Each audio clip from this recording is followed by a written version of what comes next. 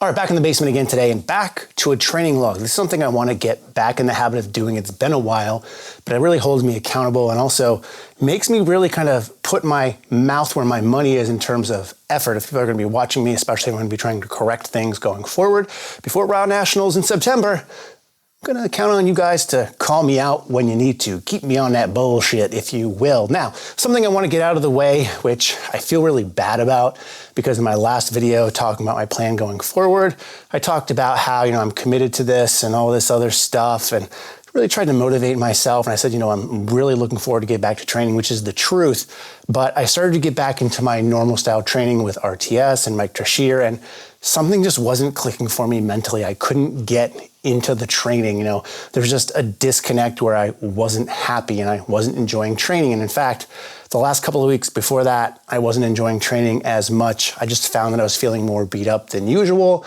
And training itself was just basically main compounds, 3 movements, which I thought initially would be a good thing, but just wasn't meshing well with me and it wasn't sitting well. And I couldn't convince my mind that I wanted to stick with it any longer. So after 4 months and $880 worth of coaching, I decided to stop coaching services through RTS and Mike.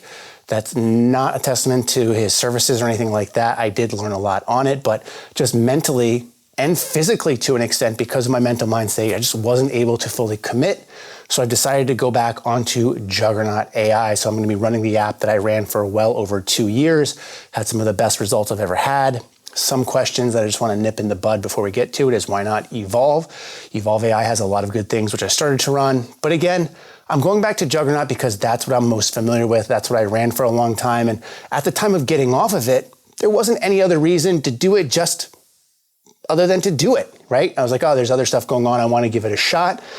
And that's a trap that I've fallen into before. If something is working, and some of you guys called me out on this back when I made the switch, if something is working, why go away from it? The grass isn't always greener. Now, I'm not unhappy with my decisions of what I've made up to this point, but I think just mentally, it makes the most sense for me because I can commit to something like this again. And I just got done with my first session, and to be honest, I really enjoyed it. But also that physical aspect where my mind's bought in, my body tends to follow. So what I did is, after that training session with RTS, where I just finally kind of bit the bullet and mentally committed to not moving forward with it, I actually had a discussion with my wife about it just to get some of her feedback.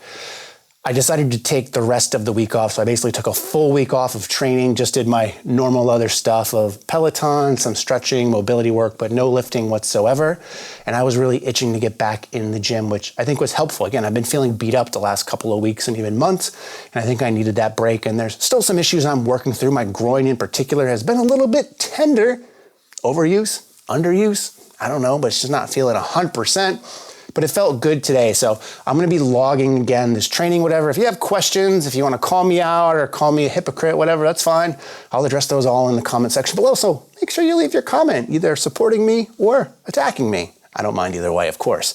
So today's training, let's just go over it. So since this is my first training in a week, and also my first training back onto Juggernaut, being 131 days out at the time of this video from my next competition, which gives me roughly 4 months to get ready.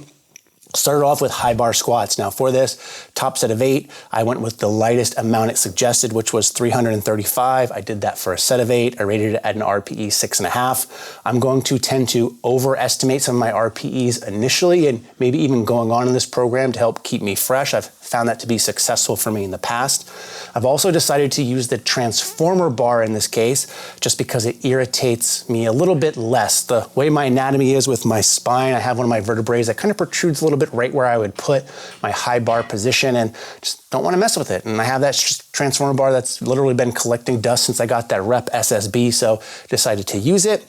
Then did 4 sets of 8 back off, or at least that's what it asked me to do. I only did 3 because, again, I'm kind of acclimating back to this program. Don't want to overdo it too soon. And even though it suggested I went heavier based off of my RPEs and things like that, again, trying to play the long game here and just keep myself fresh and ease it on back in. But overall, These felt really well. I feel like my depth was where it needed to be. You guys know that's something I struggled with post-meet, so I'm gonna try to address that a lot, and I'll talk about more things I'm trying to address over the course of this video and other videos going forward. From there, moved on to military press. I've been using the axle bar for this just because it lets me use my axle bar, and I just like doing like suicide grips in some case with it, and I just like a thick, fat bar in my hands to do overhead pressing. Again, kept it light here for sets of 8 as well. From there, moved on to a 1-inch conventional deadlift. This is something I haven't done in a very long time, but is one of my favorite movements for deadlifts. My deadlifts have been a little bit in the trash last year or two. It's been a declining thing. It was up, then it went down, started to go back up, and then it started to go back down again. So just did some sets of 5 here, and one of the things that I'm going to try to work on is my hook grip. Not because I have grip issues. In fact, I've never dropped a deadlift really that I can recall in competition. But what I want to focus on is just getting that double overhand style where both hands are faced the same way, work on a little bit of posture issues as well as just getting a better grip and maybe some imbalances that have developed potentially over the last couple years. I did my first set, worked up to all the warm-ups with hook, and my top set felt like it was slipping out a little bit, might have to start using chalk. And then my back off sets, I just used straps for. So it didn't feel great, and it doesn't feel great, but again, I'm trying to tell myself in my mind, because I know this is true, it's gonna take some time to acclimate for. I'm just not gonna try to switch to hook grip after 15 years of pulling mixed or whatever the case is, and all of a sudden it's gonna feel great. It's going to take some time, but $415 for a set of 6 hook grip at RPE 6.5, I'll take it.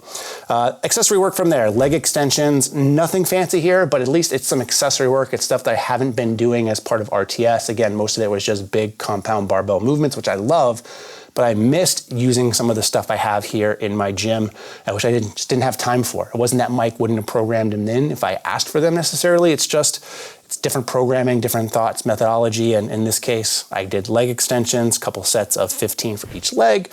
Moved on to some glute ham raises, which again, glad to see back in the routine. I kept it here to just sets of 12, even though I asked for 15 to 20. Again, just getting back used to it, and I haven't done GHRs in a while. It's kind of like a bike though. Once you're like used to it and knock that rust off, it's right back to it. So I'll be increasing that and adding some weight in as the weeks progress. And finally finish with some ab work, which in the past on Juggernaut, I would have skipped, but being the first day back, got to at least put some effort in. So I did my banded pull over dead bugs, the whole entire session, which I'll be flashing the stuff on the screen here, took an hour and a half, which I think is pretty good considering. I thought I was approaching the 2-hour mark, but it actually went pretty well considering I squatted, I deadlifted, overhead pressed, as well as the accessory movements as well. So day 1 of Juggernaut in the books. Again, I'll be bringing you along, not every training day, every week, but I'll be doing some intermittent things of training logs and updates, maybe a week long, maybe just a day in the life. Maybe if you have other questions on the app, even though I've answered them before, be happy to go through them again and maybe see how things have changed a little bit in my perspective. But I hope everyone else's training is going well. And as always, thanks for watching and stay big.